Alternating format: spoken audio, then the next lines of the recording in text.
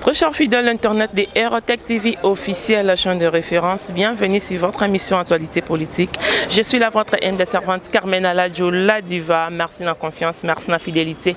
Kanina Lobakaki, abonnez-vous sur Aérotech pour d'avoir précision, n'a pas détail. Là, je dis bonjour à mon papa Jean-Pouy Kabea, bonjour à toi. Dans le nom Internet, comme notre micro bêta, comment les actualités sur les cas. Bonjour Internet. Oui, bonjour Aladjo. Bonne santé. Santé, est-ce que s'améliorer malin, mais par la grâce de Dieu. Donc, nègres et dans la qui est décembre, tu as frappé dans Internet, il frappe encore. Oui. Et puis, dans laquelle toujours bateau, ma BO, bazobe, tsaramboula, chaque jour dans la ville à Kinshasa. Tu as été dans la saison de pluie, mais. Oh, baromi est au côté de la bandako, donc Mboula est chaque jour banda to lancer une opération qui n'est pas péto. Donc baromi permettre que Mboula ait chaque jour na Kinshasa pour saliter comme Araga na Kinshasa.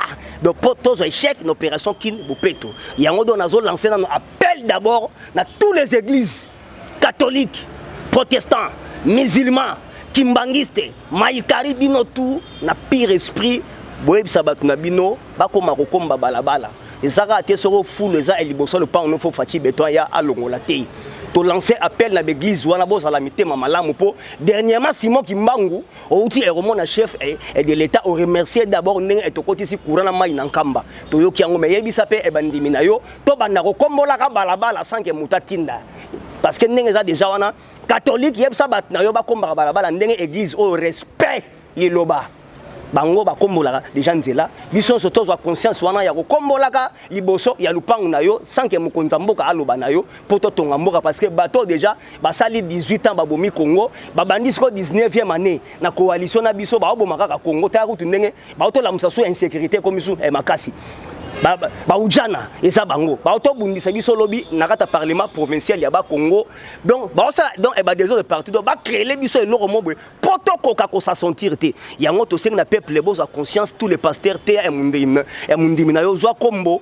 pa ou ratoire salaka propriété parce que mbula ekomi eko déranger à trop nde yango na appel na lancer liboso et puis to telemeli bateau tout o ba betsa mbula chaque jour fire ba démon fire et tu betali solo ya Kasangulu boni Kasangulu les kande nini na ebisaki bino boy na Congo to tsali na richesse moko de richesse en Kabila salaki tout richesse en ekotara et na Congo et ça nini ki moté mabe donc na so biso motema mabe ezo koma na vitesse moko elekiti na pine ki moté mabe donc c'est à dire bateau yo eloko ni ba inosa na Kasangulu bakena Kasangulu kopa liboso e bake robeta ndenge nini peuple na Félix balingani trop fo bakabulisa Félix na peuple donc dimension peuple azo linga fachi bango et se plisa bango ata mukete et puis bakie ko sala ndenge ni bakoki e ko sala po bacha crise vie est comme chère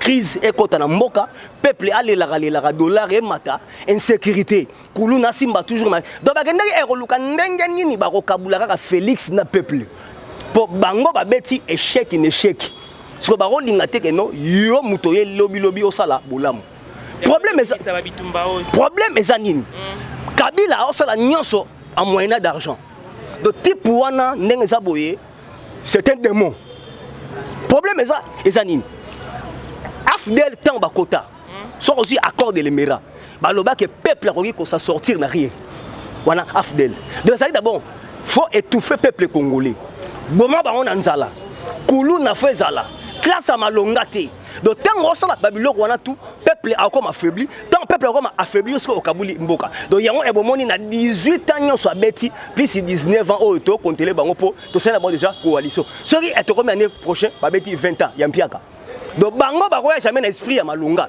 donc bango ce qu'il faut ba écaler biso sur IDPS pour biso si le gars le peuple d'abord parce que bango sous la mezanine ba étouffer siko vision na biso to kota na vision na bango comme ça tout ça la échec lobby comme ça bango e ba somela biso mais yango na biboy tout comme le soleil se lève avec l'éclat chaque matin internet frappe encore je dis ceci maman sur le plan spirituel na biso sur le plan spirituel Kabila c'était le démon akamata ba mo vasakanya ba shader alesa bango ba misuni donc yango moni basaka inclus là dedans preuve en est que Shadari bato tanga kombone lobby aza parmi bato babomi général Mukubu wa Islam kombone idime kuna na maramia Kasai comment déjà et c'est un ami il y en a bi ba ko kende progressivement donc y a on non ba ko nanger kalaté et puis makambo muto senga excuse yate et que na sous na colère ministre moko abeti mutu na biso boulé mais ba convoqué pas premier ministre na lobi na yo boye lokola babandi yango baluka neni ya kosukisa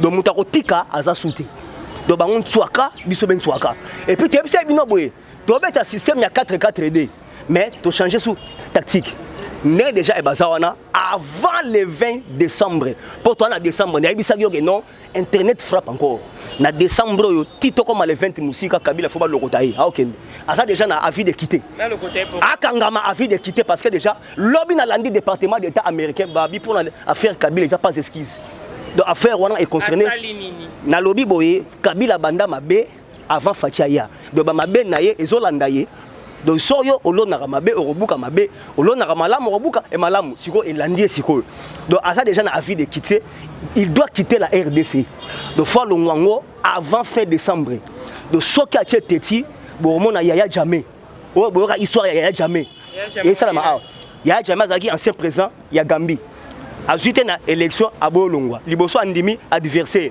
ote ngam nazwaki yosko ndimi adversaire o wana su e ba résultat neni ti ba longola na makasi ndenge za boye batoyo kalate mutu na bango aokende Guantanamo veut dire ça na île entre États-Unis na Cuba ndangwana Kabila c'est un démon parce que yé akoki kolinga mutu morote oya kosala bolamu na Congo pendant que ya sali besheki oso comprendre donc voilà et puis batikite au lieu kaka basukisa na yinkisi na kisantu ba continuer ba réunion courtoisie na bango ba kabal na bango ba kati na kananga donc tala niveau ya motema mabe donc jo oyo souci ne zakaka ko bebisa vie ya ba congolais a bebisa nous vie ya ba jeune garçon a bebisa nous mboka atiki pays partir ba fille ko tudu e ba fille ya pembe a nyokoli bango trop surtout moi na didas pembele oso man donc ninga za boy alingi ba congolais te balinga ka bebisa yango ba américain ba bien en tout cas moto fo to zuleka boule donc yango moni décision ne bimi avant le 20 décembre Kabila faut quitter RDC ça déjà na mukandango yangwana alors kingakati on a bien donc boyoka kingakati eza cheyete kingakati ezaki après Sun City place Laurent Musée à Bongisaka et ça la po ba osala e ba réunion yango mona na politique soro moni présent na ba bomagi na coup d'état veut dire oyo a remplaçera oyo abomi wana veut dire yemta abomi wana ndenge ye avanda wana yango asala place wana ya kingakati akomisango ya ye ezara esprit ya Laurent Musée Kabila après Sun City bayaka kosalaka e ba réunion wana donc ye akamisango donc akomisango un état dans un état yango bozoka ba makambo tout alors tipo yo tant que ça na Congo au monde derrière a livraka Jean-Pierre Bemba siko tourna ye donc tant que biso to livrer te to sala mal à l'aise faut to comme d'abord to sina nuye akei sima to tikota na ba venturier oyo à la télévision qui mono semaine mobimba o su wana à la télévision ba gagner ba boxer na ebisio boye biso to répondre ba na Bible c'est Augustin Kabouya na Bible biso to kana bino e malé mais to ebisi bango boye biso base IDPS tout ça pris biso eza union pour la démocratie et le progrès social les partis de la masse les partis de la majorité c'est IDPS par rapport il y a ba combattant et bino IDPS car ba pesa bino bambonga ba carte 1000 francs même si de lo déclarer ba sur ba carte c'était Augustin Kabouya na pesa ba carte ezani bon oyo ngana yebi eza boye machine ya liboso ezwaka problème nde ngana yebi na yebi ke yami balé eza en cours maintenant mais yete faut ta Afrique décider ya ambition tozaka na ba récit bon peut-être eza ba tu soupe ba soki mbonga muninga mais akomisango kunate faut ça même ozuma mbonga muninga mais là ata récit yo rien yo suka mbonga muninga peut-être opesage réciter faut le ba n'importe quoi moni là où il y a la masse il y a toujours des problèmes et ça ndengwana mais o ngana yebi ba pareil on soki outi Afrique décider ya toyeba parce que biso ndeza tozaka permanent a donc toyeba alors yango na kosenga na ba frère musu ya IDPS talaka place ni européen mbongo et puis talaka déjà réception place ezali so ke kuna ba opio récit ka pamba yo garder kaka récit na jour et machine roya au présenter ka récit na yo ndé à partir récit ndé ozu carte ndé ngwana alors ba tumso ba la mi peut-être après ça ki mbongo né amoni ni récit et là il y a peut-être récemment ba répercussion OK internet betali solo ya insécurité za na mboka insécurité komi makasi kuluna ezongi to bate na basoda armée na kuluna bazomena bato eza propos ya ni parce que c'est fatigue ouais qui surtout irozala normal mais on dirait mamango do simba lisusu ta problème est ça sur boy donc c'est-à-dire Batouana bache moyen argent. Donc c'est-à-dire bache insécurité partout dans la ville de Kinshasa même bango FCC na zo biso. Donc maman eza quoi d'autre sali alliance mo boy nandoki. Donc nga na zo ba na balani no mais na bali ndoki. Donc y'a moni tangu to lia na osani mo nga France mba toujours fourchette moulai po oro da mengai. Donc y'a na bi que non Kabila sur le plan spirituel c'était des mots. Donc c'est-à-dire bango ba ocha tout moyen argent. Donc qui banditisme et comme makas kuluna ezonga e makas. Dollar et comité. Tala nanu elikambu. Avant kutu donc na bête elikambu ya dollar to banon ya gratuité ya scolarité. OK. Yoka. Ba grève scolaire. Ba professeur wana tout na ba préfet pardon. Ba préfet surtout. Dans tant à 3 écoles. Iti Gombe. La science na Bosembo. Ozu préfet ya Iti Gombe. A outi ko kimana $1165. Mbongo fallait ba futa enseignant akimi nango. Ti siko a mona te. Donc so ki to memani ngano na Iti Gombe o mona ba professeur ba toujours elibanda. Donc il préfère Kimina Mbongo ya refuta enseignant. Donc Kimina $165,000 américains à Kimina. Donc c'est-à-dire quoi? Oyena Bosembo ya basango. Bosembo préfère wana ata posolinzaka et longwe traitement na poto. Ata ayoki linu pasi traitement na poto. Donc il y a poto akenda ngona moi moko 4 fois 5 fois. Siko ndenga kenda kosala e ba dépense wana amemanga siko mbongo ya refuta enseignant à Kimani na. Oh. Toyeskona la science même ba professeur bazolela. Oye awa na mosengwa awa en la première year. C'est Raphaël. Car dernièrement na soni na moni azon c'est quelques parents $100 100. C'est-à-dire ba préfet o baza siko baza un esprit ya kinko o ya Kabila que to maltraiter kaka ba professeur na biso pour ebima que gratuité et ce chèque. Comme ça, si tu salir image, il y a vision à chef de l'État, Fachi Beto. Donc, ça a tendance, il y a un tobi, tu vas changer, tu n'as pas enseignant, tu n'as pas ramoutou. Problème, c'est ça ce qu'on a. Et ça, ce qu'on a. Dollar. Na dollar dernièrement. 7500. Dollar, n'est déjà wana. Kalate na zebisayo, mbongo bozo rango, et au changer. Parce que, baouti est ko sala. Donc, baouti, na biso, baouti sala ba billet ya sika. Ba billet ya sika. Ba billet ya sika. Déjà déjà on a babia sika basali yango babia sika et basali yango donc c'est-à-dire pour na ko déranger image à chef de l'État et puis na dollar chef de l'État outi Centrafrique zongo a sengi gouverneur banque abi bimisela mbongo wana eza $1,650,000 parce que na récompenser ba famille bazui ba problème ya badei gouverneur banque azoya na ba franc congolais chef de l'État bi oh menga na ibagi faut na dollar oté ça donc à comprendre que ba mi ko sala na ba mbongo mabi. Donc c'est-à-dire mbongo déjà écouti mabe. Et puis dernièrement na en face à Sony Kafuta na terrasse wana wa munel pesa ba fazer e ba sukula. Ba otobuaka 5 sacs ya mbongo ba fazer e ba moni. Donc c'est-à-dire ba lingi ba tchap na crise moko économie pour lo ba finir lango Fachi Beto lobi. Donc yango moni bato yo donc bango ba ça tout pour na ba étouffer vision na biso ya le peuple d'abord. Donc et marché te pour bango na biso tozo kabona d'ici là. Na biso que non déjà 3 généraux d'ici là. Par rapport à 4 généraux, Baliba Sala coup d'État, soyons sereins, peuple congolais, surtout décembre et janvier.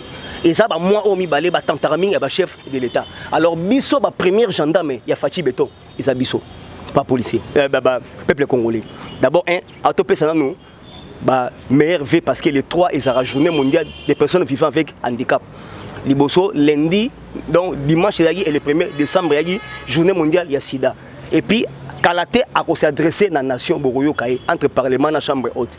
Au Kanalini et Roloba, Melomananga, Bolandanga toujours, surtout, Oyo Nazo Bageno, elle est toujours calme parce que son cœur est blanc. Ngo Ilukonko Bernadette, respect ma sœur, Oumela, avec son mari. Toujours contact nanga nazarana numéro 1.